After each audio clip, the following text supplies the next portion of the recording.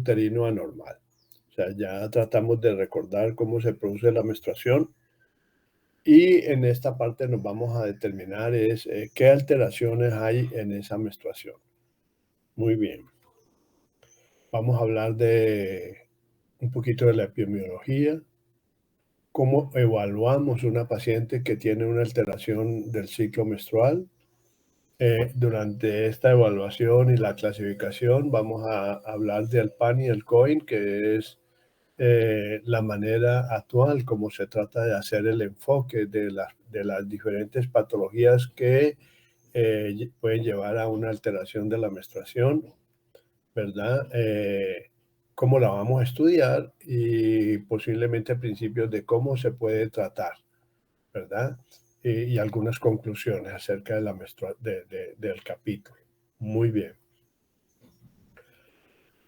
En cuanto a la definición, pues entendamos nuevamente que la menstruación es el resultado muy bien orquestado entre lo que es el útero y los órganos que lo regulan, al endometrio.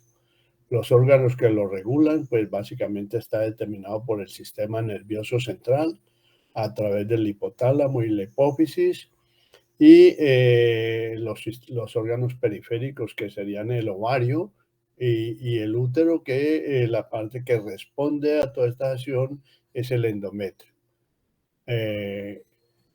Recordemos que esto es un ciclo muy sincronizado entre el ovario y el útero. El ovario con sus producciones hormonales, especialmente estrógenos y progesterona, activina y inhibina. El sistema nervioso central muy bien sincronizado con la producción de la hormona liberadora de gonadotropinas o GnRH y las hormonas que produce la hipófisis anterior, que son la FSH, que son las que van a intervenir directamente sobre la acción pues, del ciclo ovular. En el ciclo ovular, que su principal acción es la de producir una célula germinal que vaya a ser fecundada para conservación de la especie, y al mismo tiempo va a producir unas hormonas que son los que le van a dar los caracteres sexuales a la mujer y van a intervenir, como son los estrógenos y la progesterona, especialmente estrógenos, en una gran cantidad de funciones del organismo. Muy bien. Y que esta diapositiva, pues esta sobre todo diapositiva, es la que le hace a uno recordar y más o menos de una manera muy sencilla seguir los cambios que ocurren normalmente en ese ciclo menstrual, ¿verdad? Que en el ciclo menstrual se van a producir una serie de eventos, una serie de hormonas que van a intervenir en las diferentes estructuras del organismo, y que de una manera indirecta el conocer esos cambios y esas alteraciones le pueden a uno dar idea de si hay alguna alteración en su funcionamiento.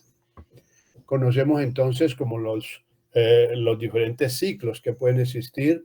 Todos ellos todos ellos se forman pues en un solo ciclo menstrual, ¿verdad? Y que se repite desde el momento en que la mujer tiene su primera menstruación hasta el momento en que la paciente agota todos los folículos ováricos y ya entra pues en un estado de menopausia, ¿verdad? El ciclo hipotálamo y el ciclo ovárico tienen una sincronización muy definida que va a permitir la maduración de un folículo, la ovulación y la formación del cuerpo lúteo. Muy bien, que la acción de esas sustancias nos van a permitir a nosotros tener en circulación hormonas como son las dadas por el ovario. O sea, nosotros periféricamente podemos medir estrógenos y progesterona, y también vamos a conocer los efectos que estas hormonas producen sobre algunas estructuras. En especial, pongamos en la vagina, donde por acción de los estrógenos y la progesterona, estas células van a madurar y van a tener sustratos que le van a permitir y van a permitir ver su funcionamiento normal. Que estas citologías, estas células que se van descamando, podemos observar en su formación, en su coloración, en su núcleo, efectos de los estrógenos y la progesterona. Y además también nos va a servir estas células para determinar algunas anormalidades patológicas, como son, pongamos, la llegada del virus, del papilomavirus, que va a actuar sobre estas células y va a actuar sobre los núcleos y va a cambiar su forma y estructura, como la vamos a ver. Muy bien. A nivel del endometrio, que la acción de todas estas hormonas va a determinar dos ciclos, ¿verdad? Una fase proliferativa, donde el endometrio empieza a crecer, y una fase secretora, donde el endometrio se empieza a madurar. Y en el momento en que esas hormonas disminuyen, pues van a disminuir la acción sobre el endometrio y la paciente va a tener una menstruación. Que esa acción de estas hormonas, como lo hemos dicho, lo podemos ver, pongamos en el cuello uterino, especialmente en la formación del moco, donde vamos a tener un moco filante, pegajoso, cristalino, y que va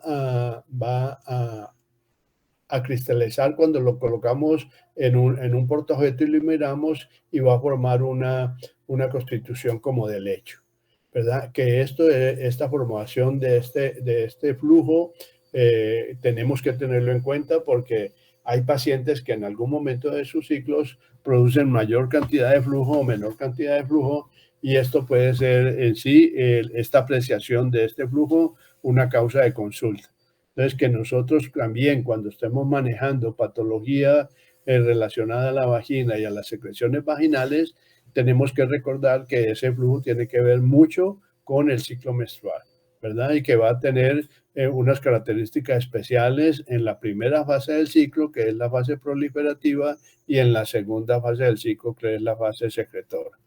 Muy bien. Que estas hormonas producidas en este ciclo menstrual también van a actuar sobre las mamas, donde nos van a dar una idea acerca de su funcionamiento, si está presente o no presente la hormona, y que una anamnesis muy concienzuda y muy clara nos va a dar información detallada de si aparece o no aparece en esos cambios hormonales. Y desde el punto de vista metabólico, vamos a encontrar que esta hormona, especialmente la progesterona, es una hormona que aumenta la temperatura corporal, es termogénica, y que esto aumenta en la segunda fase del ciclo menstrual, por lo menos unos 0,5 grados centígrados. Si nosotros hacemos el seguimiento de una paciente tomándole temperatura, vamos a encontrar una curva típica de la producción del ciclo menstrual, como es una fase de la fase inicial, y una segunda fase que es la fase progestacional, donde la temperatura va a aumentar, dando así una curva bifásica. Muy bien.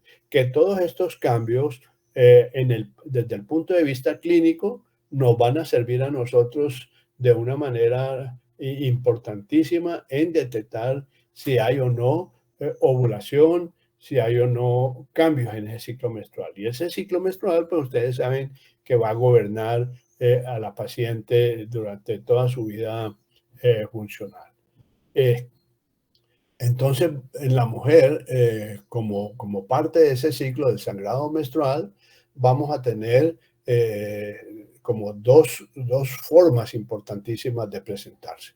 Una forma normal, que es la que normalmente nosotros esperaríamos que se presentara, que es el ciclo menstrual, que ya dijimos que tiene una frecuencia, una duración, una intensidad más o menos consistente y más o menos propia de cada ciclo.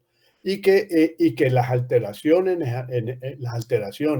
en la presentación de ese ciclo menstrual nos va a llevar al gran capítulo que conocemos nosotros como hemorragias uterinas anormales, y que básicamente, pues, su nombre lo va a recibir es porque va a haber cambios en la presentación, tanto de la duración, la intensidad y la frecuencia, el aspecto de esa sangre, que es lo que la paciente está viendo constantemente, y cuando ella nota alguna alteración, es cuando va a consultar. Muy bien.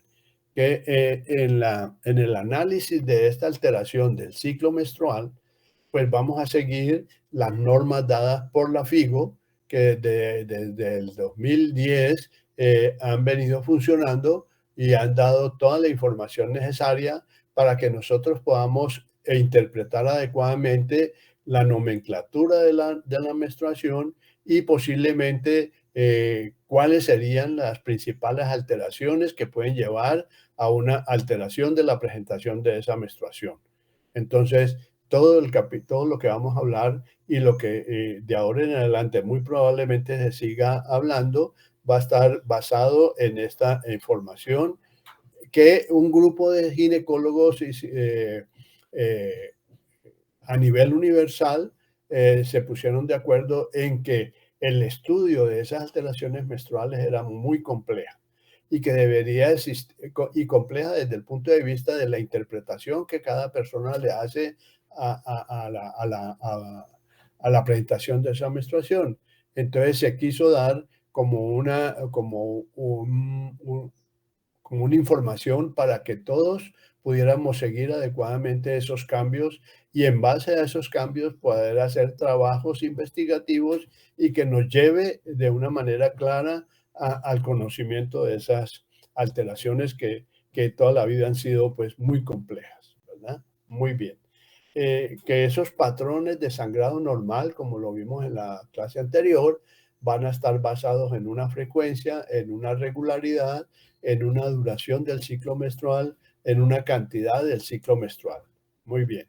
Tener en cuenta que ese ciclo menstrual no se presenta de igual manera en todos los periodos de la vida. Miren ustedes cómo en los años, pongamos desde los hasta los 25 años, la menstruación se debe presentar con una duración más o menos o una alteración menos de 9 días. Que a los 26 a los 41 años de edad, ese ciclo menstrual normalmente debe variar. Entonces, no esperemos, esperemos que muchas pacientes nos van a llegar a la consulta diciendo que su menstruación en los últimos días ha sido más poquita. Tenemos que nosotros asociar todos esos datos que la paciente nos dice con estos patrones regulares que ya se han determinado. De allí la importancia de conocerlos muy bien. Entre los 42 y 45 años también hay una variación en la duración de los ciclos menstruales y más o menos va a ser de 9 días. De modo pues de que nunca esperemos que una menstruación sea igual a la otra, que entre una paciente y otra las menstruaciones sean iguales, sino que ellas van presentando muchas alteraciones, inclusive en la misma paciente. Y que lo que nos interesa a nosotros es cuando tenemos una paciente al frente en el consultorio, nosotros podamos hacer una historia muy detallada desde cómo han sido todos sus ciclos menstruales, con qué características especiales tiene en base a estos patrones y poder determinar si hay o no regularidad. Porque muchas pacientes consultan por algunos detalles que no tienen importancia y que no implican ninguna patología, sino simplemente porque la paciente no conoce adecuadamente todos estos cambios. Y que por eso parte importante de la consulta y el tratamiento es la educación que nosotros le podemos dar a la paciente. Y en este aspecto es mucha la oportunidad que nosotros tenemos para enseñar a la paciente cómo debe ser su menstruación.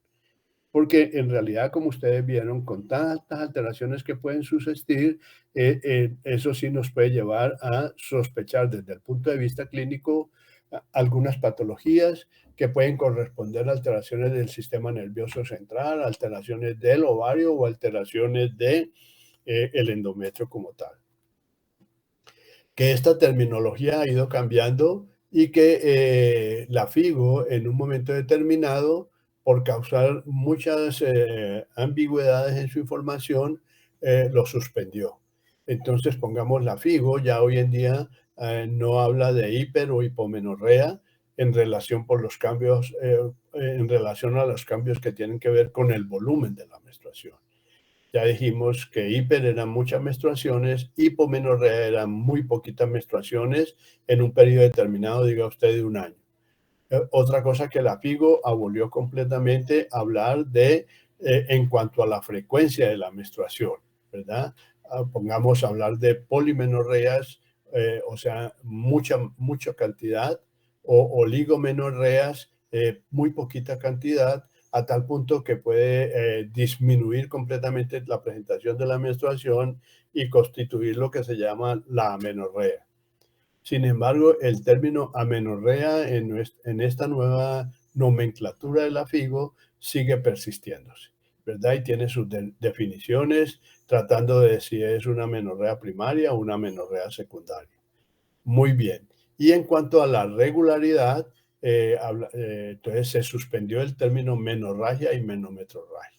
Y como le digo, fueron suspendidos estos términos porque la información que quiere decir cada una de estos términos en las diferentes personas o médicos tienen diferentes significados. Y lo que se quiere es unificar esa creencia, esa formación y ese conocimiento acerca de las alteraciones. Y por eso hoy en día, pues, hablamos siempre de la nomenclatura de acuerdo a la FIGO. Muy bien. En cuanto a las alteraciones de la frecuencia y la duración de la menstruación, ¿qué podemos decir? Podemos decir que este problema de las alteraciones del sangrado menstrual es un problema que altera la calidad de vida. Definitivamente sí, pacientes que constantemente están sangrando, pacientes que tienen 3, 4 días sin menstruación y vuelven a sangrar, pues definitivamente eso altera su calidad de vida, altera su calidad productiva y lleva de alguna manera a una consecuencia grave que es por una pérdida excesiva de sangre a problemas como la anemia. Es un problema de salud, se presenta generalmente en casi todas las mujeres, pongamos, en algún momento de su vida, las alteraciones del ciclo menstrual alteran a las mujeres. Muy bien. Hay una prevalencia en la población general del 9 al 14%. Es más frecuente también y es variable en las etapas reproductivas de la vida y en la perimenopausia, o sea, ya cerca alrededor de la menopausia. Y que de acuerdo a la edad de la paciente, estas alteraciones van cambiando, ¿verdad? Van cambiando. El 50% de esas alteraciones se presentan generalmente entre los 40 y los 45 años de edad. Un 30% de esa patología o de esas alteraciones del ciclo menstrual, que al fin y al cabo no es un diagnóstico, sino que es un síntoma y que están dados por alguna otra patología, pues se pueden estar presentando en diferentes etapas de la vida. 30% están presentando en la edad reproductiva, que en esta época reproductiva tenemos que entender muy bien que hay otra fase del desarrollo de la mujer que es la reproducción y que la reproducción pues tiene también trastornos que se manifiestan a través del sangrado. Por eso encontramos nosotros durante un embarazo sangrados anormales de la primera mitad de la gestación y de la segunda mitad de la gestación. El hecho de darse cuenta de que una paciente está en embarazo nos va a permitir a nosotros diferenciar si ese problema está relacionado con solamente problemas de gestación y es a través de la prueba de embarazo positivo. Nos clasifica a las pacientes, mujeres, en dos categorías, las que están en embarazo y las que no. Si está sangrando durante el embarazo, es una hemorragia que puede ser de la primera mitad de la gestación o de la segunda mitad de la gestación. Y si no está en embarazo, pues son todas las demás patologías que nosotros podemos entender y que vamos a tratar de analizar en esta charla.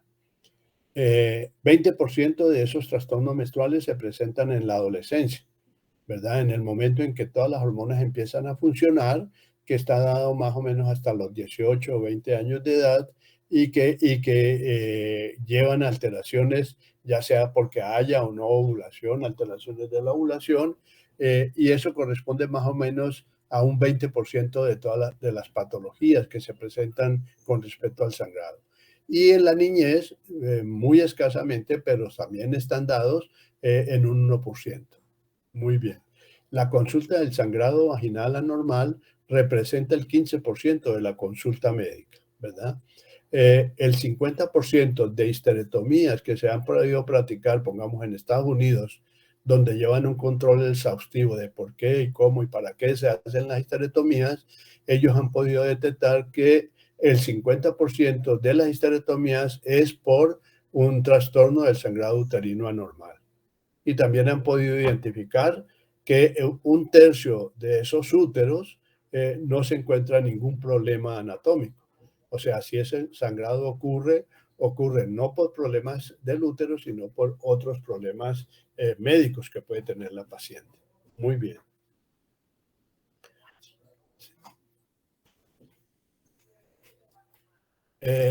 Para su interpretación de ese sangrado anormal, la PIGO lo ha clasificado en dos puntos importantes. Si es de una presentación aguda o es de una presentación crónica. ¿A qué entendemos por una presentación aguda del sangrado menstrual? Es un episodio de sangrado uterino que es tanto en cantidad como en duración, de una manera tal que lleva a alteraciones en la vida de la persona por su pérdida excesiva de sangre, y que para su manejo se va a necesitar una intervención por parte del médico. O sea, es la paciente que te va a llegar al servicio de urgencias o al servicio de la consulta externa, más que todo al servicio de urgencias, de una manera pálida, sudorosa, indicando que su sangrado es abundante y que viene determinado pues, por una cantidad de tiempo, ¿verdad? Entonces ese es el sangrado agudo, que es el sangrado que hace que tú como médico tengas que hacer una intervención para evitar que la paciente vaya a entrar en un shock hipovolémico o incluso en la pérdida de la vida. Muy bien. Y el sangrado crónico, que es uno de los casos pues, más frecuentes que nosotros vemos en la consulta, son sangrados irregulares que se presentan en la persona y que lleva más o menos una duración de más de 6 meses. Y que pues, no ha permitido que la paciente acuda en las condiciones de que haya que hacer una actuación inmediata. Muy bien. Entonces, también tenemos que saber diferenciar eso. Y las maneras como lo vamos a manejar va a ser diferente. No es lo mismo manejar un sangrado agudo, un sangrado crónico. Tanto la presentación del sangrado agudo como el crónico requiere pues de los mismos estudios que hacemos cuando analizamos trastornos hemorrágicos. Muy bien. Y que la FIGO, pongamos para su entendimiento y su clasificación, pues ha dado estos términos muy importantes, que ya lo hemos mencionado, ¿verdad? Ella llama a un sangrado uterino anormal aquel sangrado que es alteraciones tanto en la frecuencia, en la regularidad, en la duración y el volumen, que se pueden presentar de una manera aguda o una manera crónica. O hay casos intermitentes, pero pues lo ideal es saber en qué momento esto es crónico y en qué momento es agudo, ¿verdad? Que para el enfoque de esas alteraciones y su mayor interpretación y rápido diagnóstico y tratamiento, él ha usado lo que es el PAN y el COIN como acrósticos para hacer la sospecha de las causas que pueden producir ese sangrado. Entonces tenemos que lo que ellos consideran como PAN se relaciona, PAN en inglés, que es esto, quiere decir mano. Entonces, si uno hace una mnemotecnia recordando en inglés cómo es la mano, PAN, encontraríamos que las causas que pueden llevar a eso pueden ser por parte de la P, los pólipos, por la A, la adenomiosis, por la L, la leiomiomatosis o miomatosis, y por la M, aspectos de malignidad relacionados pues a malignidad del útero como tal, la hiperplasia y el cáncer de endometrio. Entonces, si nosotros recordamos esto, podemos darnos cuenta de 4 patologías que tienen que ver con la alteración del órgano como tal, porque el pólipo es una alteración del órgano, la adenomiosis también y los miomas también, y que eso constituye una de las causas importantes de hemorragia uterina anormal. Y que al diagnóstico de esta patología podemos llegar fácilmente a través de una ecografía. Y que la otra causa que puede llevar a problemas de hemorragia uterina anormal, descartando ya las causas orgánicas, pues son alteraciones funcionales, que esas alteraciones funcionales pueden estar debidas a alteración de otras estructuras, pongamos en los mecanismos de coagulación de la sangre, todas las alteraciones que lleven a una culopatía en un momento determinado pueden llevar a un sangrado uterino y que tenemos que analizarlo, ¿verdad? Para poder llegar a esa conclusión. Una de las causas que también desde el punto de vista funcional produce muchas alteraciones del ciclo menstrual son los trastornos ovulatorios. O sea, todo trastorno que lleve a que el ovario no produzca adecuadamente estrógenos y progesterona en la proporción adecuada o que no permita la ovulación, pues entonces esa producción hormonal puede llevar a alteración al endometrio y producir alteraciones de la frecuencia de duración y el sangrado. Causas que pueden llevar a alteraciones ovulatorias, pues serían en mayor frecuencia, pongamos lo que se conoce como ovario poliquístico, ¿verdad? Pero también hay otras causas como son, pongamos, el hipotiroidismo, la hiperprolactinemia, ¿verdad? Puede ser también un desbalance de hormonas que le estamos dando a la paciente, especialmente drogas como para controlar la fertilidad, los anticonceptivos orales, en fin, hay muchas patologías que desde el punto de vista hormonal, pues pueden llevar a ese trastorno. Otra causa desde el punto de vista es trastorno del endometrio, pero estos trastornos del endometrio se relacionan a patologías que no tienen nada que ver con el funcionamiento hormonal. O sea, cualquier otra patología, descartando trastornos funcionales de estrógenos y progesterona, recuerden ustedes que los estrógenos y la progesterona son los que hacían sobre el endometrio para hacer que crezca, desarrolle, madure y descame. Cualquier alteración que no sea desde el punto de vista hormonal pueden ser patologías propias endometriales que nos llevan a hemorragias uterinas anormales.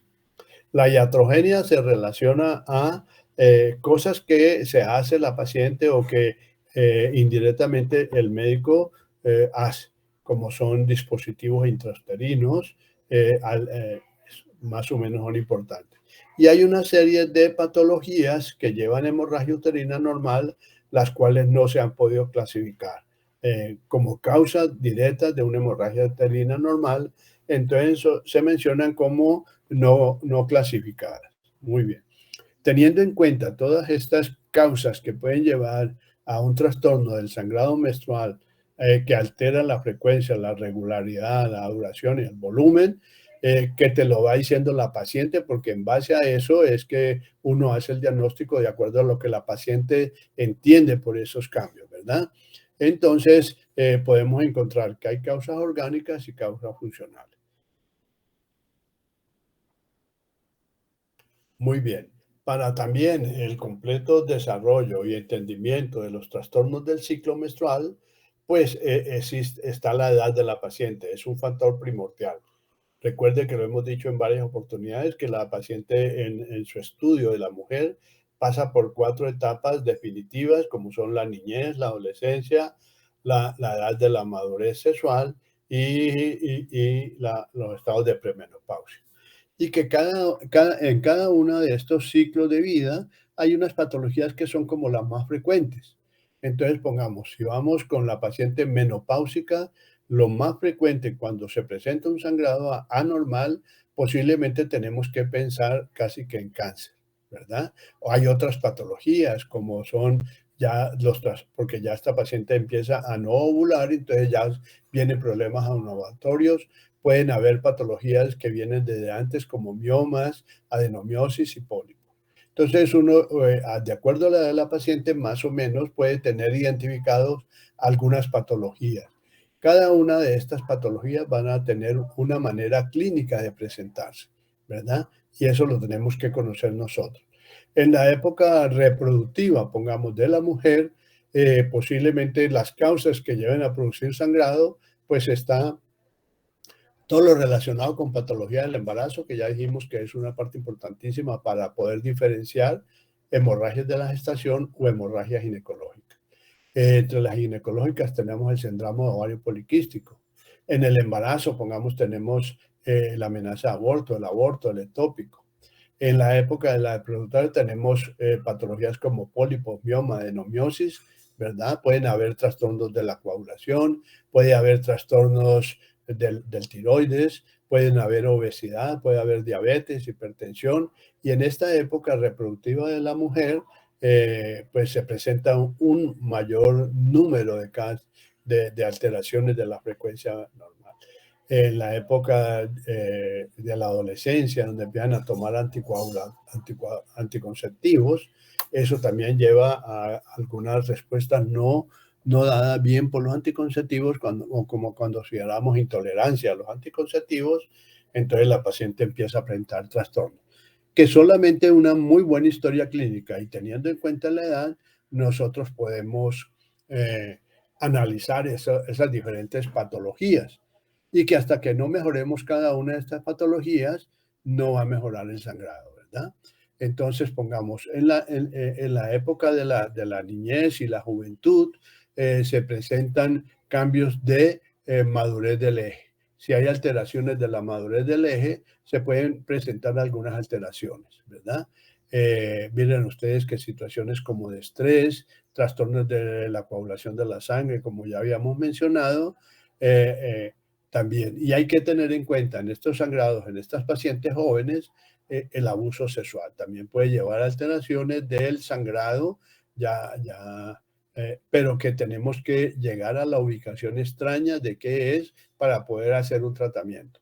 O sea, que todas las patologías no corresponden a inmadurez del eje, sino que pueden haber otras estructuras como cáncer, cuerpos extraños, infecciones, ¿verdad? Que nos pueden llevar a eso. Entonces, todo eso hay que tenerlo en cuenta como una parte importantísima para hacer el diagnóstico de hemorragia uterina anormal. Habíamos dicho que íbamos a ver cómo hacemos la evolución inicial de una paciente que tiene trastornos del ciclo menstrual. La mejor manera de saber, de orientarnos muy bien, es saber si la paciente en qué condiciones llega a la consulta. Si está hemodinámicamente estable o está en un estado de pre-shock, o sea, aquellos casos en los cuales es una hemorragia uterina aguda, crónica. Eh, si está hemodinámicamente más o menos estable, tendríamos que pensar y descartar inicialmente como primera medida si la paciente está embarazada o no. Eso ya lo hemos visto y que es importantísimo y que muy probablemente los primeros exámenes que vamos a pedir van a ser hemograma para ver el estado de anemia en la paciente y una prueba de embarazo. Si la prueba de embarazo sale positiva, decimos que la paciente tiene una hemorragia uterina normal por cualquier patología que ocurre en el embarazo. Ya sabemos que esas patologías pueden ser el aborto, el ectópico eh, o la enfermedad trofoblástica. Muy bien. Si la paciente, y el examen básico va a ser la hemoglobina, la unidad beta de la gonadotropina coriónica. Si la prueba está positiva, pues es una identificación del sangrado por un trastorno del embarazo y se maneja de acuerdo a lo que sea. Un legrado para el aborto, una laparotomía para el ectópico. Bueno, muy bien. Y si la paciente no está en embarazo, muy probablemente tenemos que buscar las otras causas funcionales o orgánicas que pueden estar ocurriendo en la mujer. Pero que si la paciente está en un estado de inestabilidad hemodinámica, pues nosotros tenemos que hacer en su tratamiento inicial todo lo que es la recuperación de esa paciente. Y todo va determinado a mejorar ese estado alterado hemodinámico. ¿Cómo lo vamos a mejorar?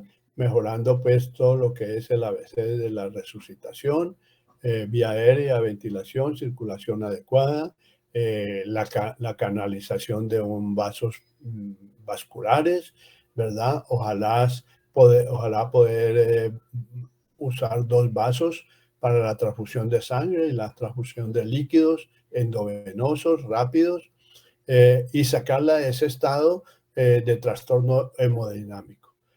Eso lo hacemos mientras estamos descartando, pongamos embarazo, y mientras por los estudios estamos tratando a qué se debe, ¿verdad? Y recuerden ustedes que los estudios, tanto la ecografía como las hormonas, que en la ecografía es igual, ahí mismo se puede hacer rápidamente una ecografía y podemos determinar si ese sangrado es por un PAN o por un COIN, ¿verdad? Y la ecografía es la ayuda imaginológica que más nos puede ayudar. Exámenes complementarios que nos van a dar ideas rápidas, pues serían las pruebas de coagulación y los valores de hemoglobina y de hematocrito.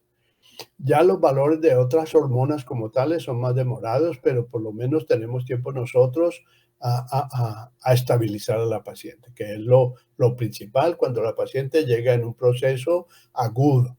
Cuando la presentación del sangrado uterino anormal es crónico, pues tenemos todo el tiempo para establecer y muy probablemente, si es muy marcada la anemia, pues se hospitaliza para ponerle sangre y después, pues, ambulatoriamente con sulfato ferroso. Pero el hecho es que esa paciente empezamos a manejarla y el tratamiento y la orientación y el manejo tiene que ser seguido. No simplemente ocuparnos, aunque sacamos a la paciente del shock y le pedimos unos exámenes, pero no sabemos qué volvió a pasar con esa paciente. Porque ya dijimos que mientras no mejoremos cualquiera de las causas que esté produciendo, ese sangrado en la paciente no va a mejorar. Muy bien. Importantísimo el interrogatorio en todos estos procesos que la paciente llegan al interrogatorio y para hacer el enfoque pues, del tratamiento y el diagnóstico. ¿Está? Entonces, dentro del interrogatorio tenemos que tener en cuenta y preguntar y ver cómo es el sangrado en cuanto al volumen y la duración y las características. No es lo mismo ver una sangre roja rutilante con sangre que nos informa que es un proceso activo por pérdida de la integridad de los vasos sanguíneos, ¿verdad? Y no es, pongamos, una menstruación con un endometrio atrófico sangrando de una manera irregular.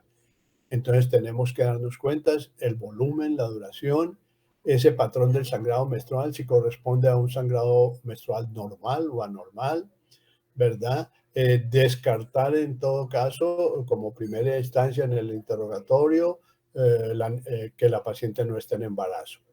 Poder interpretar a través de la manera como llega la paciente si hay alguna alteración a nivel de la pelvis, en los órganos genitales o alguna infección de los órganos genitales como tal. Eso, las manifestaciones de la paciente nos lo van diciendo. Una paciente que llega febril, enferma y un caso más o menos agudo, podríamos de pronto ver que puede ser una infección. También tenemos que interrogar acerca de traumas y agresiones sexuales. Son muchas las pacientes que llegan choqueadas y casi muertas después de una relación sexual donde hubo un defloramiento de la pared vaginal y la paciente llega agudamente pues, anémica. También tenemos que saber si la paciente ha recibido o está recibiendo tratamientos, ¿verdad? Anticoagulantes o terapia hormonal. Y esto es a través de la historia clínica que logramos de la paciente. Tenemos que tener en cuenta para poder ubicar un diagnóstico que si la paciente tiene dolor, si hay fiebre, si hay escalofríos, si hay componentes urinarios o si hay componentes gástricos o porque recuerden ustedes que el sistema urinario y el sistema gastrointestinal pueden presentar también hemorragias severas que en un momento determinado pues la paciente no sabe de dónde está viniendo esa sangre y que nosotros solamente a través del interrogatorio y la inspección y la podemos detectar. Que tenemos que tener cuidado en el examen físico de esta paciente para su análisis y para poder llegar al diagnóstico.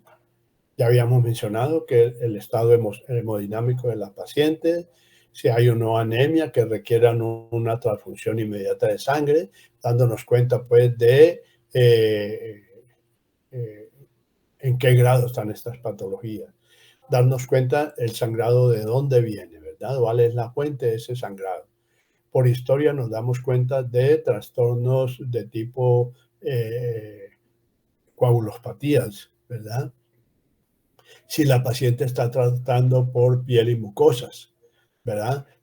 Podemos valorar el útero y darnos cuenta si ese útero tiene alteraciones como tamaño, consistencia, ¿verdad? Revisar muy bien el cervix, no vaya a ser que tenga un cáncer, ¿verdad? Que no haya cuerpos extraños. Todo esto ya lo hemos mencionado, que son las partes que nosotros vamos a determinar mediante el examen físico, identificar cuáles son las causas que produce esa hemorragia y hacer un recordatorio muy claro y muy conciso en esa historia de las alteraciones que pueden llevar dentro de la parte estructural y que la vamos a conocer como el PAN y el COIN en la parte funcional. Dentro de las partes estructurales que pueden llevar a una paciente a una hemorragia que en un momento determinado se puede presentar como una hemorragia aguda, serían estos, ¿no? El PAN que se refiere a pólipos. Revisemos qué es más o menos los pólipos y cómo se pueden diagnosticar fácilmente y qué tendríamos que hacer con una de estas cuando lo vemos en la consulta. Mire que si nosotros examinamos, lo podemos ver inmediatamente el pólipo. Pueda que no lo veamos, pero tenemos las ayudas diagnósticas que nos permiten. Muy bien. Los pólipos son proyecciones pediculadas o sésiles que están sobre la superficie del endometrio o sobre la superficie del endocervix. O sea, un pólipo puede ser endocervical o endometrial. Y que esta patología ocurre debido a una acción sostenida de los estrógenos sobre esas células, ¿verdad? Entonces tenemos que la acción sostenida de los estrógenos sobre las glándulas endometriales nos van a llevar a un crecimiento hiperplásico de esas células y van a formar lo que son pólipos. Estos pólipos pueden ser únicos o múltiples. Estos pólipos tienen una prevalencia más o menos de hasta el 32% y son una de las principales causas de patología que te puede llevar a un sangrado anormal y que puede estar presente en la edad fértil o en la edad de la posmenopáusica.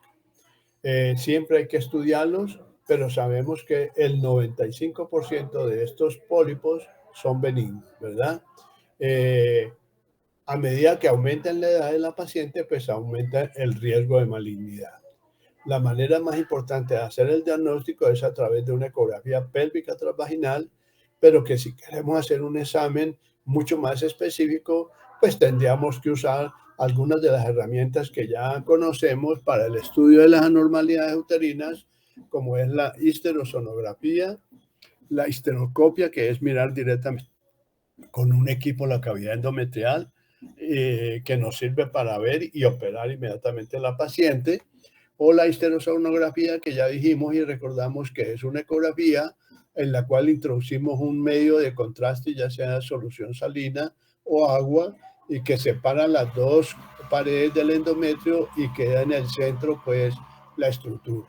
Pero que esta estructura, a través de este examen, no podríamos diferenciar exactamente qué puede ser.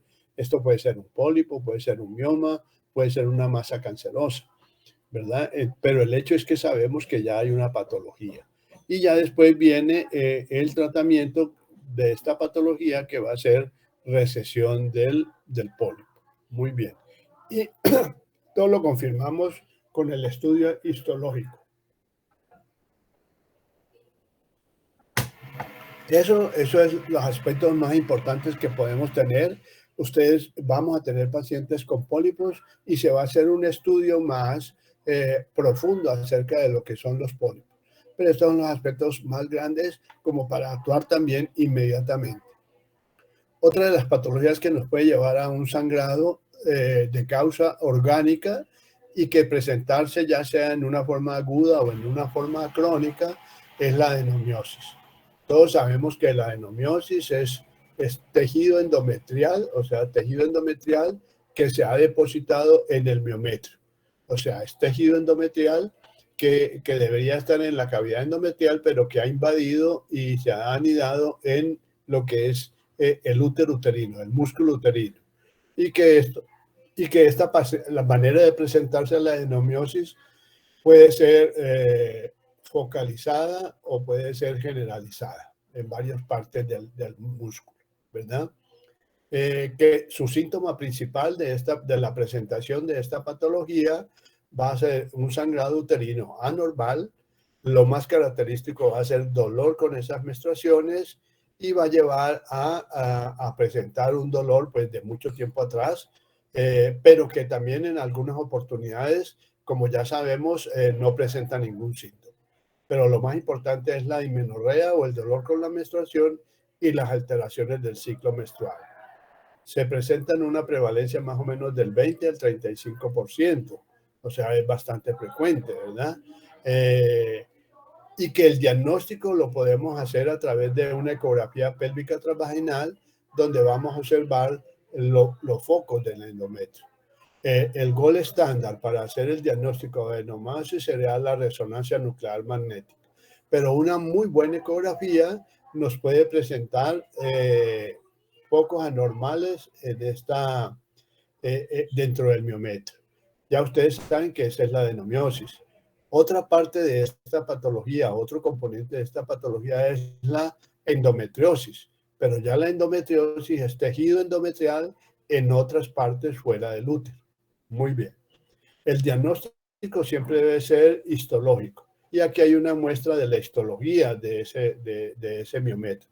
Todo esto es miometrio sano, pero tiene focos que corresponden a tejido endometrial.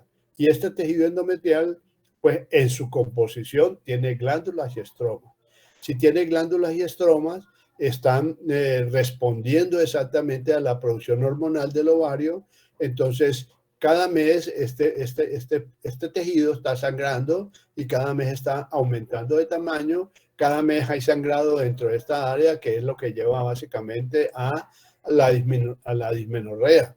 Ustedes saben que dentro de la menstruación ocurren inflamación, ocurre producción de prostaglandinas y estas son las causantes de ese dolor. Altera la contractilidad del útero normal y por eso se aumenta la cantidad de sangre. Aumenta el tamaño del útero porque esto vuelve el útero más grande y la consistencia del útero la va a hacer más fofa, como más blanda. Muy bien.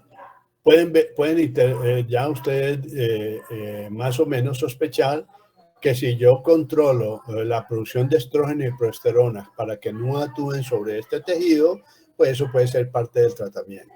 Entonces, por eso hablamos de que el tratamiento puede ser hormonal o puede ser quirúrgico también. Entonces están los tratamientos hormonales, como vamos a ver posteriormente, y el tratamiento quirúrgico, que sería no solo la extracción de esos focos, sino tratar el útero completo, que va a depender, esa conducta va a depender pues de condiciones de cada paciente en especial. Muy bien. Hasta allí unas cosas muy importantes y muy sobresalientes de lo que es la adenomiosis. Cada vez que nosotros veamos pacientes en la consulta con adenomiosis, pues ustedes revisarán muy bien toda la información que existe sobre en cuanto a ese aspecto. La miomatosis. Sabemos que la miomatosis es el tumor más frecuente que se encuentra en la mujer en edad reproductiva. Son tumores monoclonales, o sea, una sola célula. No son cancerosas, ¿verdad? Y que son originarias del músculo liso. El músculo liso del útero se forman las alteraciones cromosómicas que llevan a alteración de esas fibras muscular lisa y forma una tumoración, que es la tumoración, como dijimos, más frecuente en la mujer. Tiene una prevalencia que va a aumentar de acuerdo a la raza, de acuerdo a la paridad, de acuerdo a la edad de la paciente, y esa prevalencia va más o menos hasta un 70%, ¿verdad? Muy bien. Que los síntomas de la miomatosis más frecuentes y los que nos encontramos todos los días son sangrado uterino anormal. Ven ustedes que todos llevan a una alteración del sangrado, a dolor, ¿verdad? Producido por presión, y esta presión ejercida sobre estructuras vecinas, pues van a hacer que esas estructuras molesten. ¿Cuáles son las estructuras más comprometidas? La vejiga y el colon. Entonces, pueden haber síntomas urológicos o síntomas gastrointestinales.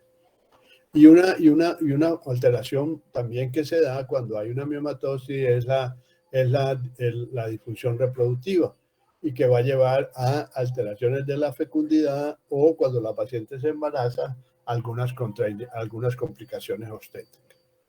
El diagnóstico pues lo podemos hacer muy fácilmente a través de la clínica y a través del examen físico.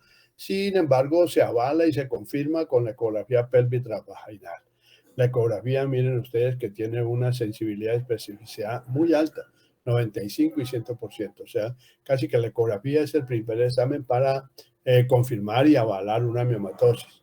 Aunque hemos dicho siempre que la historia y el examen físico nos llevan a hacer ese diagnóstico. El tratamiento, como podemos ver, pues tiene que ser quirúrgico, ¿verdad? O también hay esquemas de tratamiento médico para evitar que él crezca tanto, o si de acuerdo a la presentación de esos miomas, su evolución y su tamaño y la sintomatología que producen, nosotros podemos tener un tratamiento conservador o expectante de esos miomas. Muy bien. ¿Cómo clasificamos los miomas? Porque esta es posiblemente damos más datos de esta patología porque son uno de los que más encontramos nosotros causantes de hemorragia uterina normal. Entonces, podemos mencionar aquí la clasificación. Que ustedes, como les digo, cada vez que estudian miomatosis tienen que revisar su clasificación, su fisiopatología, las manifestaciones clínicas y el tratamiento. Muy bien, la clasificación, ya ustedes creo que muchos la recuerdan o la conocen, que son intramurales, los que están dentro del miometrio, los subserosos, los que comprometen la serosa del útero, y los submucosos y los pediculados. Esta es la clasificación primaria que se conoce desde hace mucho tiempo, cómo se han clasificado los miomas. La FIGO, a partir del 2011, y tratando de estudiar un poquito más la miomatosis como para poder ofrecer un tratamiento más adecuado, lo clasificó de esta manera. Entonces, cuando veamos esta clasificación, es la que ha dado la FIGO para la miomatosis. Entonces, pero miren aquí que siguen existiendo los submucosos, los intramurales y los subserosos. Pero él los clasificó para su estudio y para su tratamiento, él los subclasificó de esta manera. Los submucosos son aquellos que comprometen el endometrio y los clasificó de 3 grupos. El grupo 0, que son los intracavitarios o pedunculados también, miomas, ¿verdad? El 1 es aquel mioma que tiene más del 50% como componente submucoso y menos del 50% del tamaño del tumor involucrado al miometrio. Ese sería el número 1. O sea, menos del 50% intramural, más del 50% submucoso. Y el 2 es todo lo contrario. Más del 50%, el 2 es más o igual al 50% intramural. O sea, es el mioma que está abarcando la mitad del endometrio y la mitad intramural.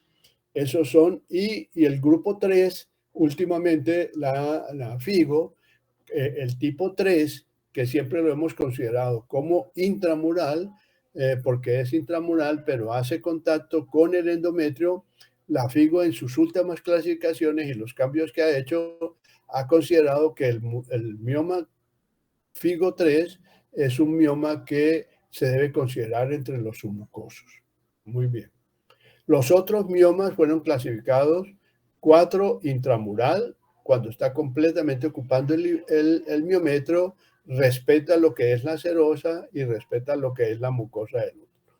El 5 ya está menos del 50% subseroso y más del 50% de ese mioma es intramural.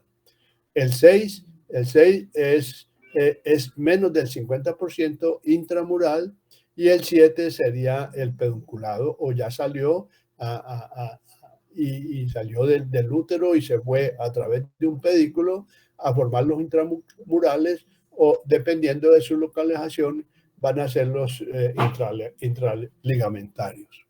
Muy bien. Y consideró como 8 aquellos miomas que están fuera del cuerpo uterino, como son los intracervicales. Entonces, también le dieron su clasificación a los miomas que se pueden localizar en el cervix. Muy bien. Y consideró como para su clasificación y en su entendimiento un tipo de mioma que lo llamó híbridos. Híbridos que son estos, porque estos miomas, como ustedes ven, comprometen el endometrio y comprometen la serosa y comprometen todo el cuerpo del útero. Y para su entendimiento los vamos a llamar 2,5. O sea, que está entre el 2 y el 5, este mioma. Y es el famoso miomas híbridos. Tienen un componente submucoso y un componente subseroso. Muy bien. Esa sería la clasificación de los miomas. Hay otra clasificación de los miomas que los han dado los radiólogos en su clasificación de las patologías, y para su informe los radiólogos crearon esta clasificación de los miomas, que pues es bueno conocerla y porque la mencionamos constantemente y puede ser una pregunta de examen, ¿verdad? La clasificación radiológica que ellos dicen: miomas de pequeños elementos, ¿verdad? Cuando el tamaño del mioma o el diámetro del mioma es igual o menor de 2 centímetros. Miomas de medianos elementos cuando el tamaño del mioma está entre 2 y 6 centímetros. O sea, básicamente la clasificación radiológica va a depender del tamaño del mioma. Miomas de grandes elementos cuando el tamaño del mioma está entre 6 centímetros hasta 20 centímetros. Y miomas gigantes cuando el diámetro es mayor de 20 centímetros. Recuerde que cuando el mioma llega hasta el ombligo, que es más o menos cuando el útero tiene un tamaño gestacional de unas 20 semanas, sería como el límite para considerar grandes elementos, y gigantes porque sería mayor de 20 centímetros. Muy bien, ya el tratamiento, que no nos vamos a mojar mucho en esta plática, serían muchos tratamientos, como ya dijimos, pueden ser hormonales, pueden ser tratamientos, pueden ser quirúrgicos, y hay otros tratamientos que dependen, pongamos, de la supresión de la alimentación del mioma, bloqueando la arteria que da su alimentación, o usando medios de radiaciones magnéticas o radiaciones de sonidos para disminuir el tamaño o desaparecer los miomas. Y la cirugía. Muy bien. Hasta ahí yo creo que son las cosas más importantes que podemos decir para entender muy bien cómo el PAL produce alteraciones hemorrágicas. Relacionados con la malignidad, tenemos que tener en cuenta que cuando sospechamos malignidad dentro de un útero, tenemos que pensar en hiperplasia endometrial, en carcinoma de endometrio y el sarcoma uterino, ¿verdad? La hiperplasia la vamos a ver muy frecuentemente en la consulta. Tenemos que entender cómo se presenta y cómo la Organización Mundial de la Salud la ha clasificado en atipias o sin atipias, en compleja, no compleja, ¿verdad? Cuáles son las causas que nos podrían llevar a producción de una hiperplasia endometriales, y ya habíamos dicho que son la falta de ovulación, o sea, cuando no hay progestágenos que no hacen madurar el endometrio, que solamente ese endometrio está sometido a acción de los estrógenos, entonces ese endometrio va a crecer y crecer y crecer, y ya vienen factores pues propios de la paciente, genéticos, que la predisponen a ella para que este crecimiento exagerado del endometrio se vuelva canceroso. O cuando la paciente está tomando algunas drogas, como el tamoxifeno, que fue una droga que se usó para el cáncer de seno, ¿verdad? Pero que actúa sobre el endometrio haciéndolo proliferar. La obesidad como factor importante en la producción estrogénica. Ustedes van a aprender o saben ya que por acción de enzimas, en la grasa se va a convertir en estroma, que es un estrógeno, ¿verdad?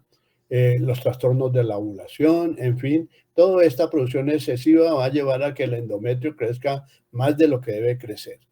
El carcinoma endometrio, que son ya la malignización de las células, ¿verdad? Y que sus síntomas, tanto de la hiperplasia endometrial como el carcinoma, como del sarcoma uterino, van a ser el sangrado uterino, ¿verdad? Que puede estar presente en cualquier edad de la mujer, porque las jóvenes también tienen miomas que pueden empezar a molestar. Pero que todo esto tiene que estar asociados a factores que favorecen la aparición de los miomas en una paciente.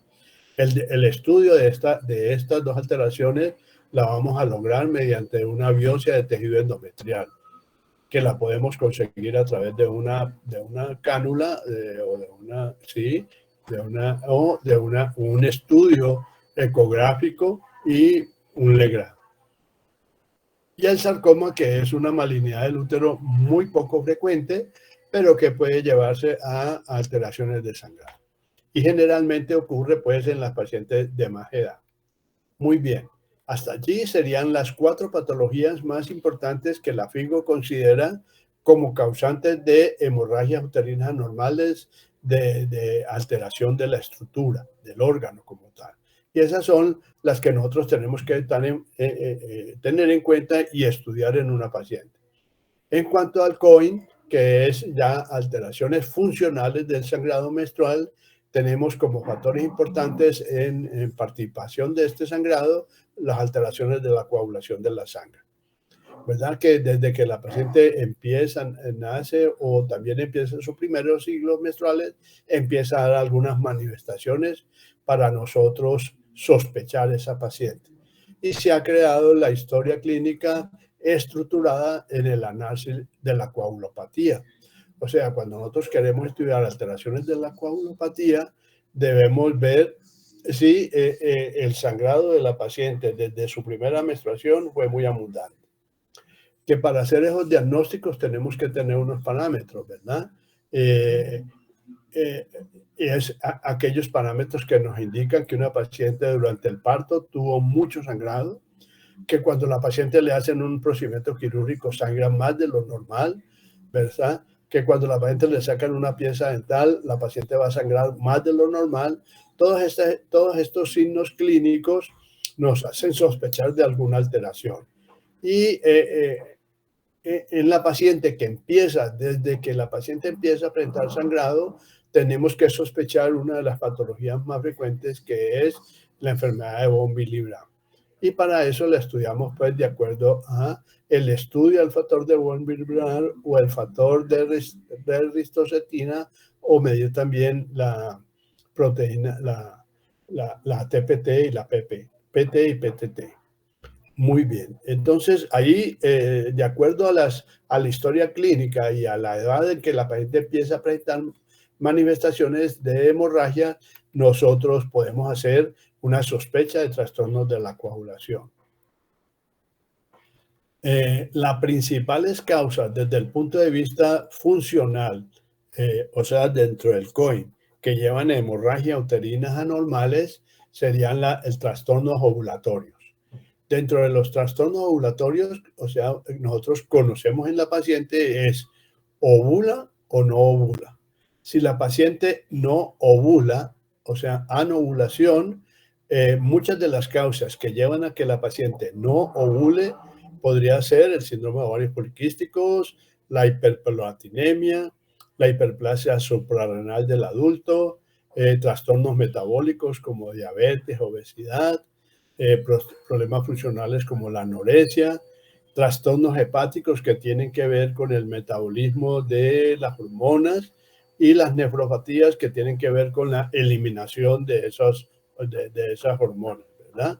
Cuando no se producen o en mayor cantidad o no se eliminan, pues esa mayor circulación a nivel de la sangre de estrógenos pues puede llevar sobre el endometrio alteración del sangrado.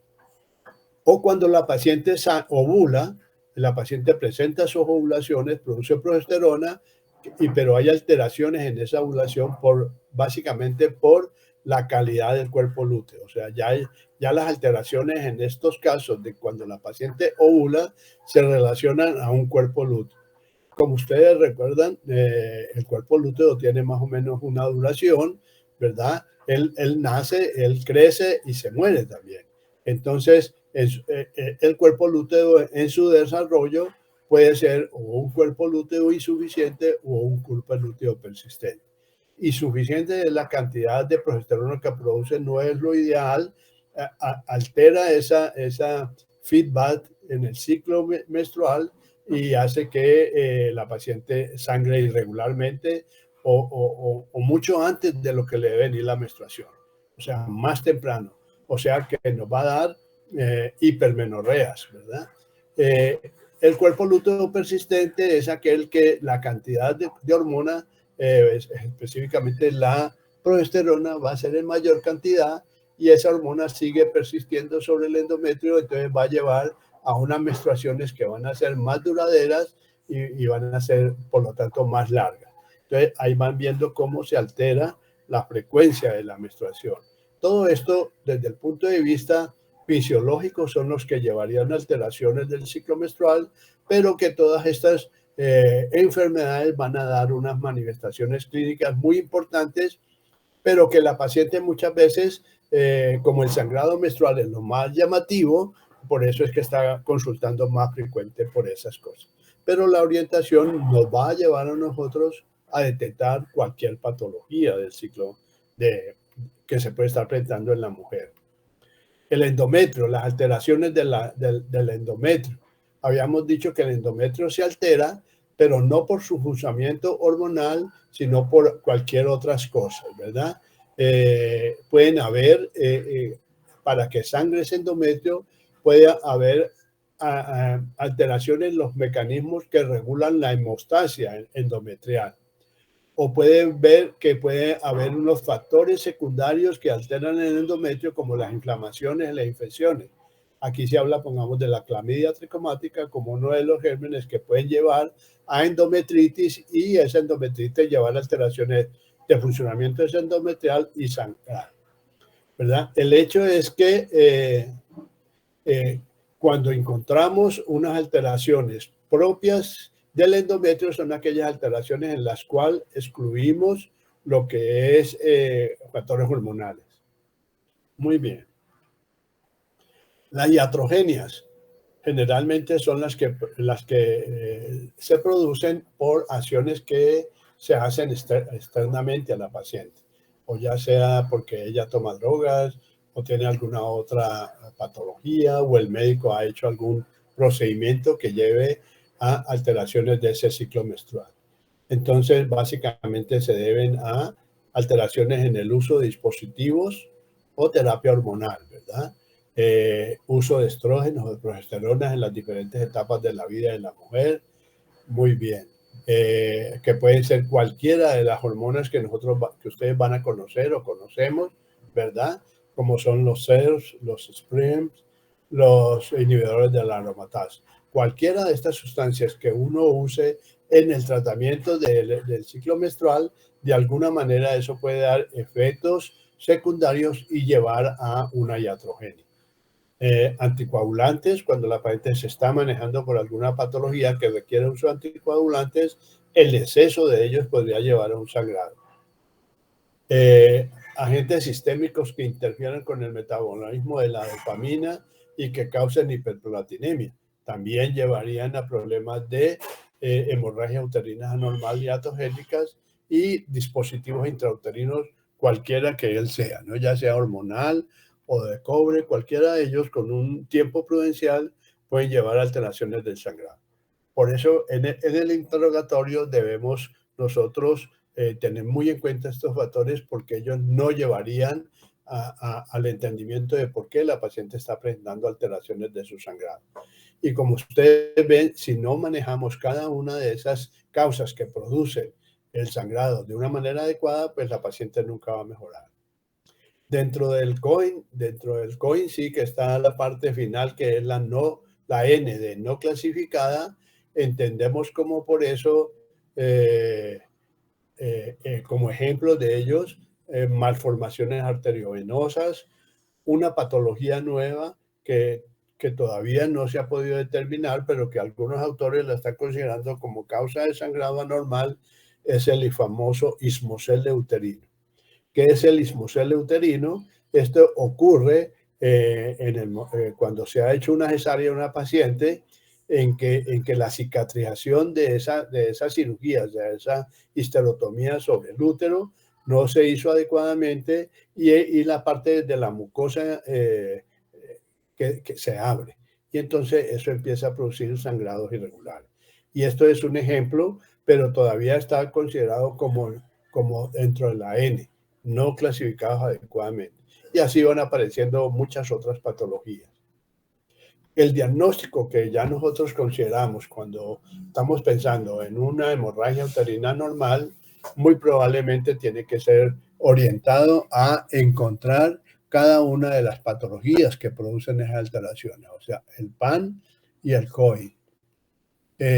Y su diagnóstico se semejaría mucho a la fórmula gestacional que damos en la paciente embarazada, donde nosotros podemos especificar hemorragia uterina anormal por cualquiera de estos. Entonces, pongamos en este caso, este ejemplo muestra que la paciente tiene un mioma, entonces sería una causa de la hemorragia uterina normal y además tiene patologías endometriales que podrían ser. Y esto nos hace recordar que una patología, una hemorragia uterina normal, puede ser por una sola causa o pueden ser por varias o múltiples causas y que pueden involucrarse tanto causas orgánicas como causas funcionales, ¿verdad? Entonces, no solamente una sola causa es la que va a producir la hemorragia uterina normal, sino que varias causas pueden producirla, ¿verdad? Muy bien. En este caso, de este ejemplo de hemorragia uterina normal, pues tenemos adenomiosis, ¿verdad? Como causa. Esto sería tejido endometrial dentro del útero uterino y también tendríamos como trastornos de la coagulación, Entonces, alguna alteración de la paciente nos lleva a que ella esté sangrando. Cualquier trastorno de la ovulación, de la cascada de la hemorragia en general. Muy bien. Siempre que nosotros encontremos una paciente con hemorragia uterina normal, lo primer paso es descartar un embarazo. Ya sabemos que estas patologías constituyen las hemorragias de la gestación y que estos son ejemplos típicos de la hemorragia de la primera mitad de la menstruación. Entonces, siempre tenemos que descartar eso. O sea, la paciente llega con dependiendo de la edad también, ¿no? Pero hoy en día las mujeres desde muy temprana edad tienen problemas de embarazo y en la premenopausia también. Entonces, siempre a las pacientes se les pide hemoglobina y se les pide una subunidad beta de la gonadotropina coriónica para descartar esto y ya así enfocarnos en el manejo de las causas ginecológicas como tal. Estas serían causas obstétricas. El sangrado cuando se presenta anormal en una paciente, cualquiera de las características en cuanto a frecuencia, duración, intensidad, la paciente presente, siempre tenemos que estudiarla. Por eso decimos que siempre estudiamos la causa, así sea el sangrado sea urgente o no urgente, agudo, crónica, leve o severa, escasa o abundante, de acuerdo al hecho de que la paciente manifiesta un trastorno de su sangrado menstrual, siempre tenemos que valorarla y aparear los estudios. También es muy importante tener en cuenta lo que la paciente requiere, ¿no? Y también tenemos que tener en cuenta qué tan disponible tenemos a nuestro médico, a nuestro medio, las causas para estudiarlas. Pero siempre vamos a estar basados en estas que la paciente no exige, pero que ella, al preguntarla, sí nos damos cuenta. Y tenemos que tener en cuenta, pongamos la edad, tenemos que tener en cuenta si la paciente desea tener hijos o no desea tener hijos. En cuanto a la paciente, tenemos que darnos cuenta si la paciente tiene otra patología asociada, hipertensión, diabetes, coagulopatía, en fin, trastornos de la suprarrenal. O sea, todo eso lo tenemos que... y también lo que la paciente desee, ¿no? No podemos hacer nada diferente a lo que la paciente permita que nosotros le investiguemos, le hagamos y le tratemos. Muy bien. Una vez nosotros analizados esas causas, entonces podemos hacer este algoritmo que está dado por la FIGO, ¿verdad? Y que lo ha clarificado en estos aspectos, ¿verdad? Sangrado uterino crónico, eh, lo podemos estudiar con pruebas de laboratorio, con ecografías, para poder encontrar la causa subsiguiente. Y lo consideramos como crónico cuando lleva ya más o menos una duración de más de 3 meses y que tenemos que entender que la paciente está acusando por alteraciones en el volumen, la frecuencia y la intensidad, ¿verdad? Si ese es el caso, nosotros iniciamos la evaluación de la paciente donde pues complementamos su historia clínica, hacemos el examen físico completo de la paciente y nos ayudamos de exámenes complementarios como el hemograma, la determinación endocrinológica que podría hacer pedir pruebas de tiroides, pruebas de prolactina, pruebas de estrógeno y progesterona, en fin, ¿verdad? Y también en este caso estudiar muy bien la coagulación, PTT y PTT. Eso es tanto en el caso como sea agudo, como en el que sea crónico o sea agudo. ¿Verdad? En el examen físico va a requerir valorar muy bien la función ovulatoria, ¿verdad? Si la paciente está ovulando o no está ovulando, ¿verdad? Y eso lo logramos pues con una anamnesis muy bien estructurada. Identificar mucho las morbilidades asociadas, ¿verdad? Y hacer un screening para coagulación. De modo que este sería más o menos el esquema que nosotros siempre tenemos que llegar cuando nosotros empezamos a estudiar nuestra paciente. Algunos tratamientos de fase aguda requieren una intervención rápida quirúrgica. En los de casos crónicos, pues no tanto. Pero por lo menos sí poder tener orientación y darnos cuenta de qué tanta componente de pérdida de sangre tenga basados en la hemoglobina para nosotros empezar a hacer un tratamiento. Básicamente la iniciación de todos los tratamientos van a ser como de primera elección los anticonceptivos. ¿Por qué? Porque los anticonceptivos tienen estrógenos y progesterona y estas dos hormonas actúan sobre el endometrio, ¿verdad? Para regularizarlo en su función. Muy bien. Tenemos que hacer una evaluación muy importante del útero, ¿verdad? Eh, entonces, eh, de acuerdo a la edad de la paciente, nosotros nos vamos a dar cuenta si la paciente tiene riesgo de hiperplasia o neoplasia. O sea, ya una vez ha evolucionado el útero, nos damos cuenta de su tamaño, de consistencia. Posiblemente tenemos la ecografía donde nos va a mostrar que en el endometrio hay alguna alteración. Entonces, esa paciente que estamos sospechando un componente neoplásico tiene que ir a una biopsia de endometrio, ¿verdad? La biopsia endometrial, que ojalá sea de una manera completa, ¿verdad? Adecuada. La manera de conseguir una muy buena muestra endometrial definitivamente tiene que ser en base a una histeroscopio, ¿verdad? O a un legrado amplio, un legrado y una dilatación que tratemos de sacar todo el tejido endometrial y estudiarlo para ver si hay una hiperplasia o ya hay un carcinoma.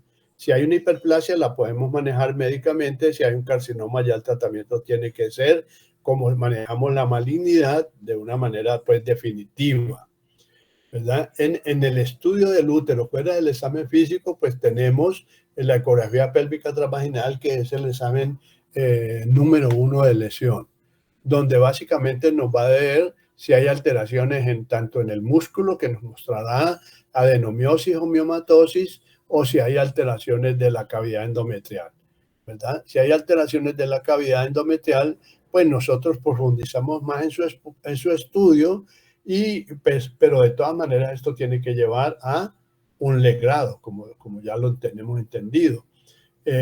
Si la paciente da oportunidad o queremos hacer estudios más seleccionados, nosotros podemos pedir una histeroscopia o una histerosonografía. Pero todo esto nos va a llevar a estudiar el órgano endometrial, que es el que está respondiendo a las hormonas y todo. ¿verdad?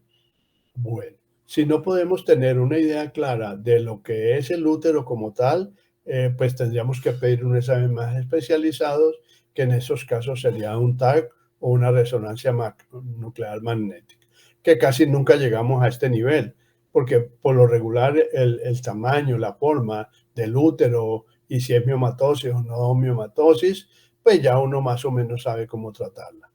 Y si hay una alteración del endometrio, pues vamos a tratarlo ya, sea si es eh, si es una adenomiosis, si es una poliposis o si es una miomatosis. Todo eso que nos lo va a decir la ecografía. Muy bien. Eso sería un enfoque general de lo que es las hemorragias uterinas anormales y cómo llegamos a las sospechas diagnósticas. Ya cuando nos vamos a enfocar en el tratamiento de esta hemorragia uterina, tenemos que entender que tenemos dos enfoques, uno médico o uno quirúrgico, ¿verdad? El médico básicamente va a ser regular las menstruaciones, ¿verdad? Permitir que el sangrado se estabilice, recuperar sus niveles de hemoglobina, ¿verdad? Eso serían un tratamiento médico. Y lo logramos con anticonceptivos. Y ese tratamiento médico, sus activos básicamente van a ser controlar el sangrado en ese momento y que los próximos ciclos menstruales sean adecuados y sean normales. Eh, Mínimo por lo menos unos 6 meses, al término de los cuales si hemos logrado un buen tratamiento, una respuesta, muy probablemente al retirarlos la paciente va a seguir sangrando adecuadamente, a no ser que tenga ya pongamos edad o alguna cosa de esas. ¿Qué vamos a hacer con ese tratamiento médico como manejo inicial?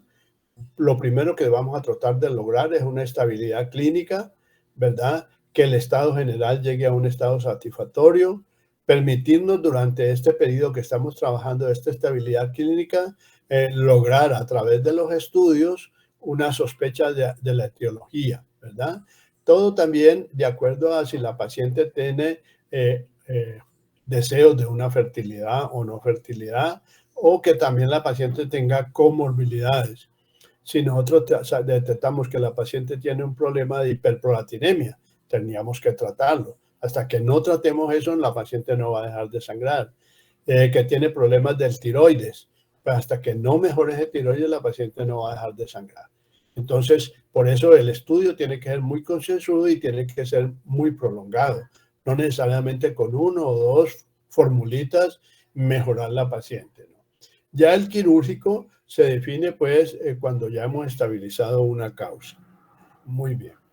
Lo más importante es hablar del tratamiento médico, por lo que nos vamos a ver abocados todo el tiempo, a dar drogas hasta que por fin decidamos nosotros operarla o no operarla, dependiendo pues de muchas condiciones, ¿no? Si llega un cáncer de endometrio hay que tratarlo inmediatamente. Si tiene, pongamos, un desgarro vaginal, pues hay que hacer una cirugía inmediata. Si tiene un aborto hay que hacer una cirugía inmediata. Pero enfoquémonos en el tratamiento médico, para la cual consideramos un tratamiento de primera línea, que sería básicamente en dar anticonceptivos orales. Ustedes saben ya o entienden o van a comprender la cantidad de fórmulas que tenemos de anticonceptivos orales, ya sea combinados cuando tienen estrógeno o progesterona, estrógeno y progesterona, o anticonceptivos orales de solo progesterona. Hay muchas formas, presentaciones, ¿verdad? De diferentes precios para hacer cualquier cosa que nosotros iniciamos. Siempre tenemos que tener muy claro los criterios de elegibilidad que da la Organización Mundial de la Salud. Y otro tratamiento que va involucrado dentro de este tratamiento serían drogas antifibrinolíticas. La droga más conocida y de uso generalizado, yo creo que en toda parte, es el ácido tranexámico. El ácido tranexámico también pueden servir los analgésicos no esteroideos, ¿verdad? Son los AINES. Podrían servir también como un tratamiento coadyuvante en los tratamientos de primera línea, que son los anticonceptivos.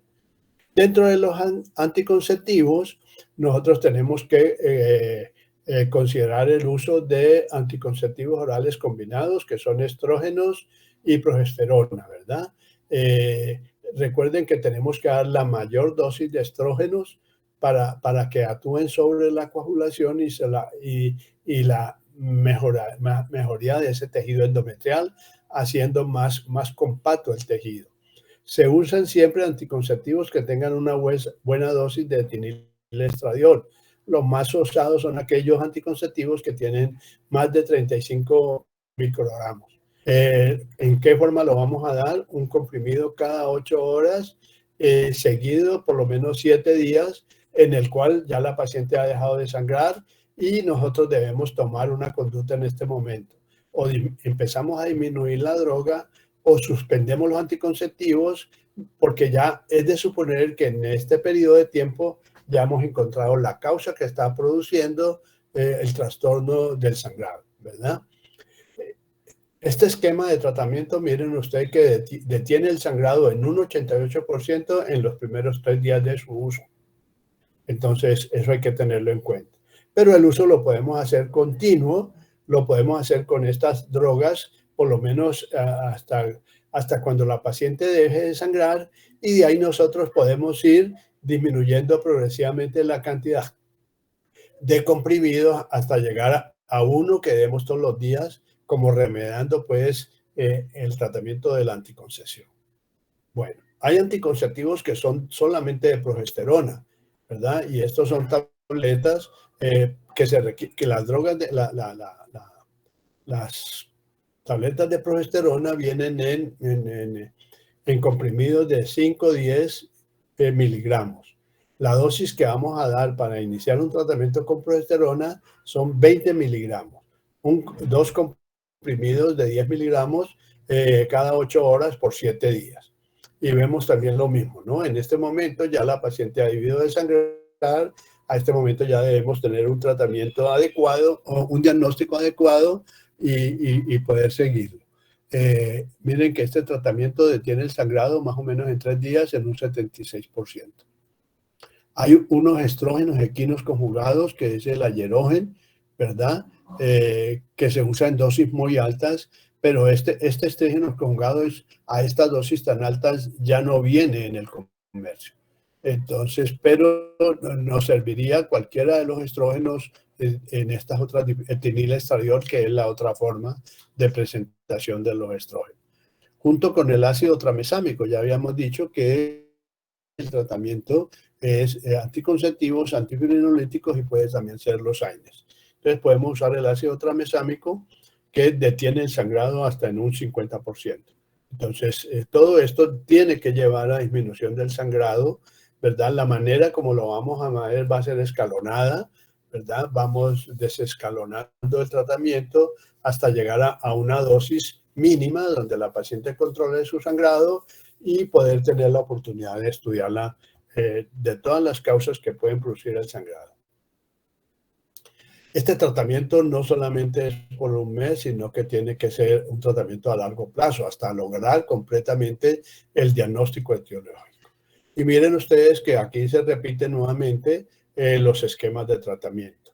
El tratamiento hormonal, ya sea con combinados o solamente de progesterona, ¿verdad? Nos sirve cualquier forma cualquier forma en que vengan los anticonceptivos, hay que conocerlos todos.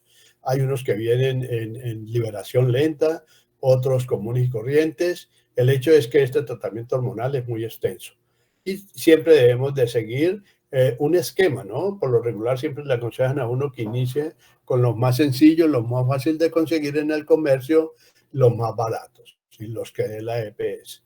Pero usted podría empezar con unos tratamientos costosos como el sistema intrauterino del levonorgestrel, ¿verdad? Pero no, eso no es lo ideal.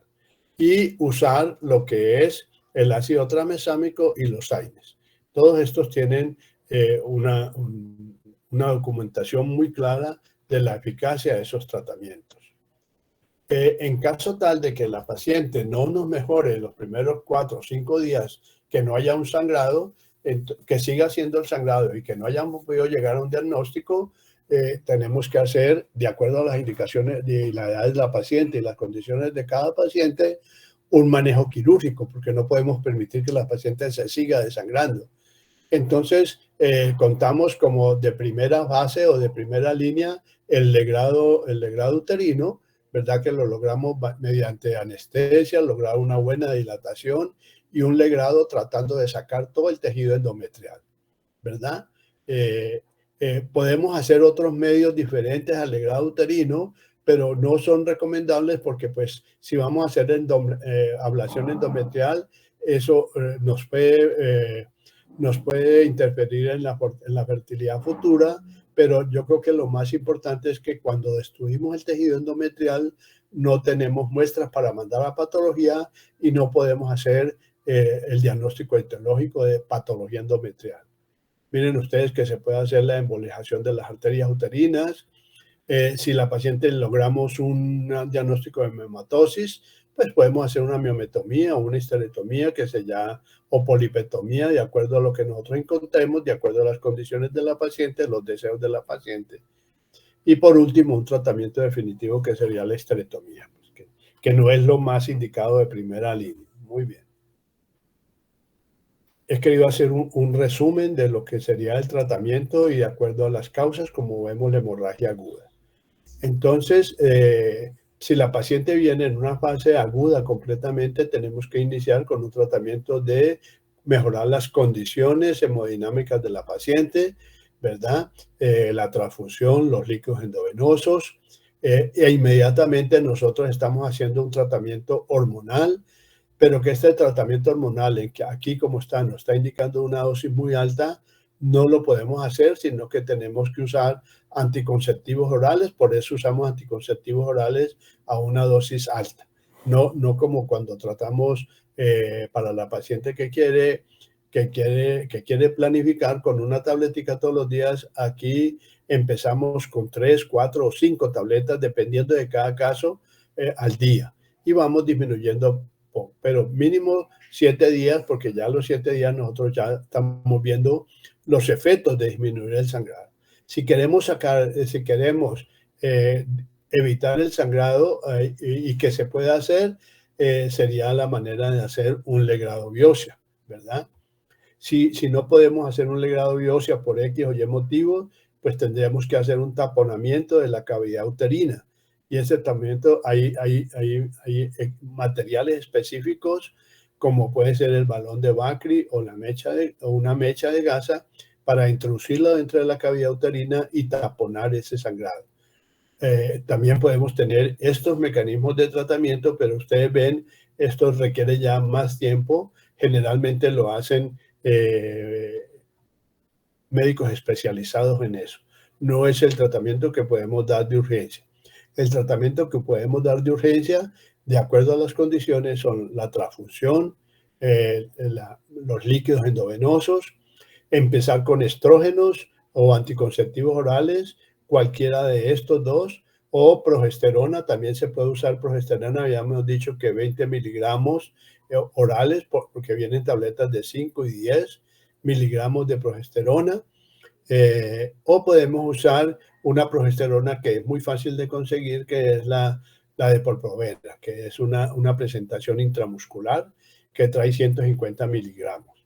Entonces, eso sería el manejo médico, iniciar al mismo tiempo el estudio de todos los factores que pueden intervenir en el sangrado. Y el ácido tranexámico o los AINES, que también dijimos que es un tratamiento que se puede dar de inmediato para tratar de controlar eso. Lo único cierto es que tenemos que tener en cuenta es de que eso quitaría el sangrado por el momento, pero si no actuamos sobre la causa que está produciendo el sangrado, la paciente no mejoraría. Muy bien. De esto podemos entonces, de todo lo que hemos dicho, podemos pensar que el sangrado uterino anormal es un motivo de consulta frecuente en ginecología, ¿verdad? Que tiene que ver mucho con la calidad de vida de la paciente, con su actividad laboral, etcétera, etcétera, etcétera, como ocurre con todas las patologías que tienen que ver con la causa del sangrado. Tenemos que entender muy bien de ahora en adelante para sus tratamientos definidos, usar términos adecuados para dar nosotros el diagnóstico y tener base para hacer los estudios, ¿no?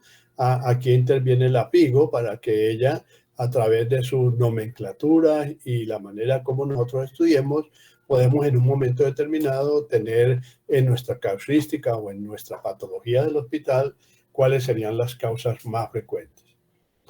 Los sistemas 1 y 2 que se refieren a la nomenclatura y a las causas que pueden producir las hemorragias, ellos proponen, como vimos nosotros, definiciones muy claras o una orientación etiológica, así como los manejos de ese y el abordaje de ese manejo de esos pacientes.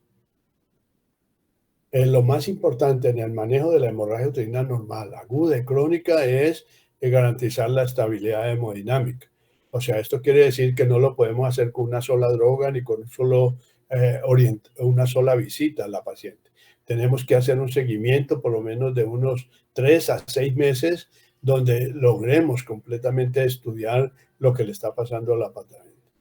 El tratamiento de esta paciente va a depender de múltiples factores, entre ellos son determinantes el deseo de la fertilidad futura. Hay pacientes que no quieren perder su útero y entonces nosotros tenemos que respetar, o no tienen hijos y entonces nosotros tenemos que buscar la causa para tratarla y buscar cuál es la causa de su infertilidad. Muy bien. Muy bien, entonces con eso más o menos hemos dado una orientación, espero que sea un poco más clara, ¿verdad? Y lógica de lo que es el tratamiento de la hemorragia uterina anormal. Entendiendo que la hemorragia uterina anormal es aquella hemorragia que se presenta con las alteraciones en la frecuencia, duración e intensidad. Que para eso, para conocer muy bien cómo es el ciclo, cómo es una menstruación normal, tenemos que revisar y repasar lo que es cómo se produce normalmente la menstruación. ¿Qué factores intervienen en la formación normal de la menstruación? Porque en cualquiera de esos sistemas que intervienen en la formación del ciclo menstrual, ahí puede estar la alteración y mientras no la detectemos, no la podemos tratar. Muy bien. Si hay alguna pregunta que ustedes me quieran hacer, con mucho gusto.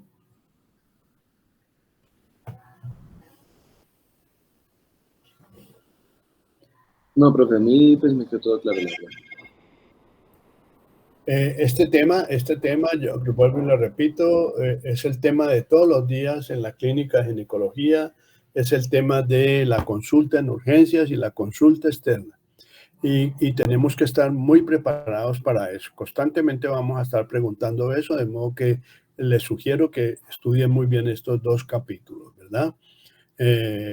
Porque es lo que más vamos a ver en ginecología y obstetricia. Asociado a esos trastornos del sangrado menstrual, pues van a estar la miomatosis, que también la tenemos que conocer, la adenomiosis, y cada uno de ellas va a llevar un tratamiento específico. Muy bien. Bueno, entonces creo que nosotros nos volvemos a ver el día lunes, el día viernes, ¿no es cierto? Julie, ¿qué dice? Sí, ¿no? Dentro del control del programa, creo que el viernes tenemos la clase de alteraciones en la citología. Sí, También profe. otra de las patologías muy importantes que tenemos que ver en la consulta y entenderlas muy bien, tratar de traer diapositivas que les queda fácil la interpretación de ese problema. Sin embargo, si ustedes leyeran el tema, facilitarían esto, porque ya lo entenderían un poco mejor. De modo pues de que si Dios quiere nos encontramos el viernes y creo que también la manera que lo vamos a hacer va a ser virtual.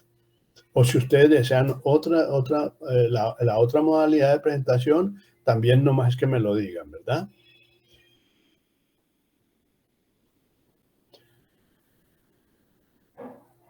Muy bien, jóvenes. Entonces con esto damos terminado.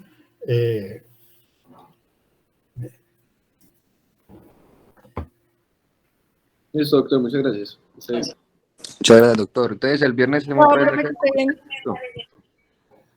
Sí, yo me pongo de acuerdo con Julie para enviar el link o lo que ustedes decidan, ¿no? Ustedes conversan como grupo. Más o menos es la política que hemos llevado hasta ahora. Vale, vale. Julie, ¿qué pasó con Hoyos? No, pues yo ya le escribí y no me ha contestado, como cosa rara, pero igual él siempre me acepta la clase a las 2 de la tarde. Ah, vale. Vale, gracias. Dale.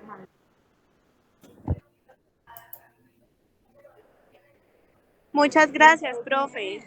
Gracias, Doc. Profe, muchas gracias, hasta luego.